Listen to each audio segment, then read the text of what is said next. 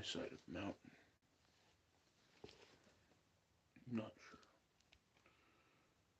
why I have this sudden urge to do an ASMR video, but I do, so let's get into this.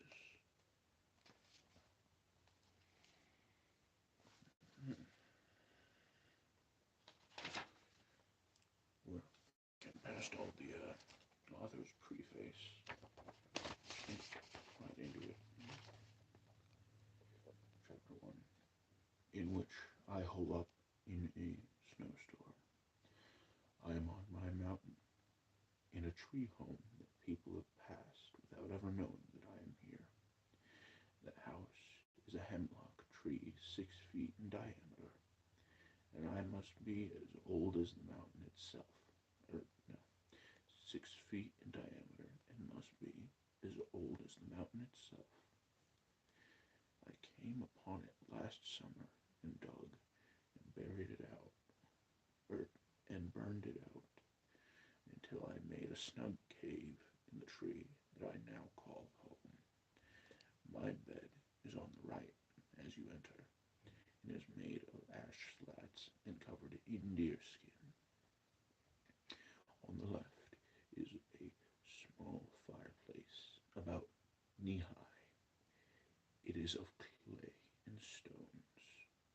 It is a chimney that leads the smoke out through a knot hole I chipped out of 3 other knot holes. The smoke through a knot hole. I chipped out 3 other knot holes to let fresh air in. The air coming in is bitter cold.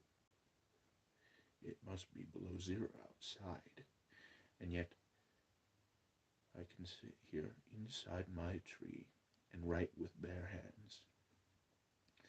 The fire is small too. It doesn't take much fire to warm this tree room. It is the 4th of December, I think. It may be the 5th. I am not sure, because I have not recently counted the notches in the aspen pole that is my calendar. I have been just too busy gathering nuts and berries, smoking venison, fish, and small game to keep up with the exact date. The lamp I am writing by is deer fat poured into a turtle shell, with a strip of my old city trousers for a wick. It snowed all day yesterday, and today I have not been outside since the storm began, and I am bored for the first time since I ran away from home 8 months ago to live on the land. I am well and healthy. The food is good. Sometimes I can eat turtle soup, and I know how to make acorn pancakes. I keep my supplies in the wall of the tree, in wooden pockets that I chopped myself. Every time I have looked at those pockets during the last 2 days, I have felt just like a squirrel, which reminds me, I didn't see a squirrel one whole day before that storm began. I guess they are holed up and eating their stored nuts too. I wonder if the Baron, that's the wild weasel who lives behind the big boulder to the north of my tree, is also denned up. Well, anyway, I think the storm is dying down because the tree is not crying so much. When the wind really blows, the whole tree moans right down to the roots, which is where I am. Tomorrow, I hope the Baron and I can tunnel out into the sunlight. I wonder if I should dig the snow, but that would mean I would have to put it somewhere, and the only place to put it is in my nice, snug tree. Maybe I can pack it with my bare hands as I go. I've dug into the snow from the top, never from the under. The Baron must dig up from under. The Baron must dig up from under the snow. I wonder where he puts what he digs. I guess I'll know in the morning. When I wrote that last winter, I was scared. scarred, scared, and thought maybe I'd never get out of my tree. I had been I had been scared for 2 days, ever since the first blizzard hit the Catskill Mountains. When I came up to the sunlight, which I did by simply poking my head into the soft snow and standing up, I laughed at my dark fears. Everything was white, clean, shining, and beautiful. The sky was blue, blue, blue. The hemlock grove was laced with snow. The meadow was smooth and white, and the gorge was sparkling with ice. It was so beautiful and peaceful that I laughed out loud. I guess I laughed because my first snowstorm was over. It had not been so terrible after all. Then I shouted, "I did it!" My voice never got very far. It was hushed by the tons of snow. I looked for signs from the bear and weasel. His footsteps were all over the boulder. Also slides where he had played. He must have been up for hours, enjoying the new snow. Inspired by his fun, I poked my head into the tree and whistled. Frightful, my trained my trained falcon flew to my fist, and we jumped and slid down the mountain, making big holes and trenches as we went. It was good to be whistling and carefree again, because I was sure scared by that coming of that storm. Here's a picture right here.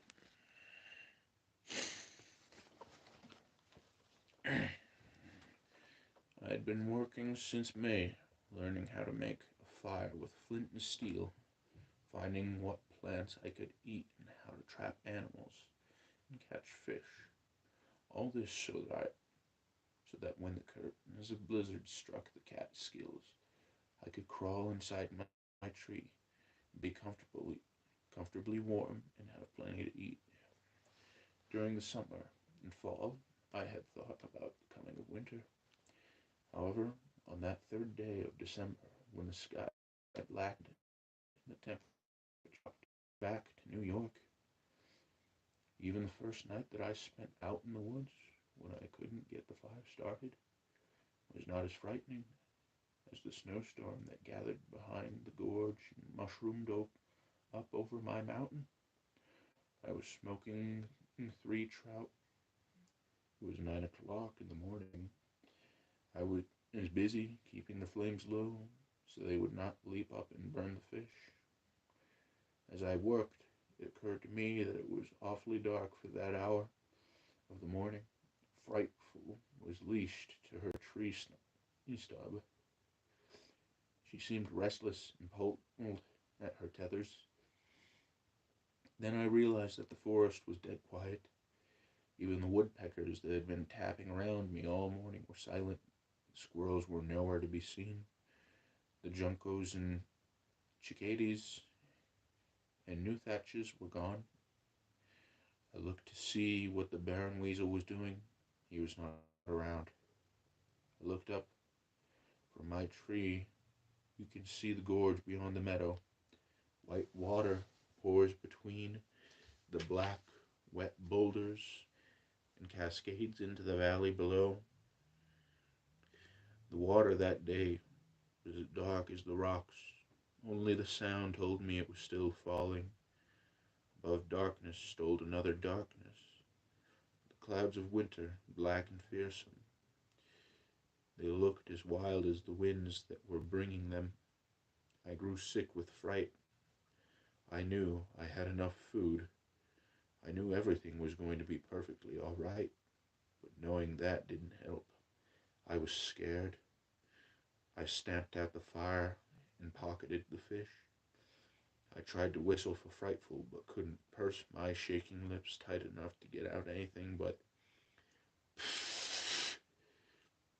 so I grabbed her by the hide straps that are attached to her leg and we dove under the deerskin door into my room in the tree. I put Frightful on the bedpost and curled up into a ball on the bed. I thought about New York and the noise and the lights, how a snowstorm always seemed very friendly there. I thought about our apartment, too. That moment, it seemed bright and lighted and warm. I had to keep saying to myself, there were 11 of us in it. There were 11 of us in it. Dad, mother, 4 sisters, 4 brothers, and me. Not one of us liked it, except perhaps little Nina, who was too young to know. Dad didn't even like it. Dad didn't like it even a little bit. He had been a sailor once, but when I was born, he gave up the sea and worked on the docks in New York. Dad didn't like the land. He liked the sea, wet and big and endless. Sometimes he would tell me about great-grandfather Gribley, who owned land in the Catskill Mountains, and felled the trees, and built a home, and plowed the land, only to discover that he wanted to be a sailor. The farm failed, and great-grandfather Ghibli went to sea. As I lay with my face buried in the sweet, greasy smell of my deerskin, I could hear Dad's voice saying, that land is still in the family's name. Somewhere in the Catskills is an old beach with the name Gribley carved into it, or on it. It marks the northern boundary of Gribley's folly, and the land is no place for a Gribley. The land is no place for a Gribley, I said. The land is no place for a Gribley. And here I am, 300 feet from the beach with Gribley carved on it. I fell asleep at that point, and when I awoke, I was hungry. I cracked some walnuts, got down in the acorn flour I had pounded with a bit of ash to remove the bite,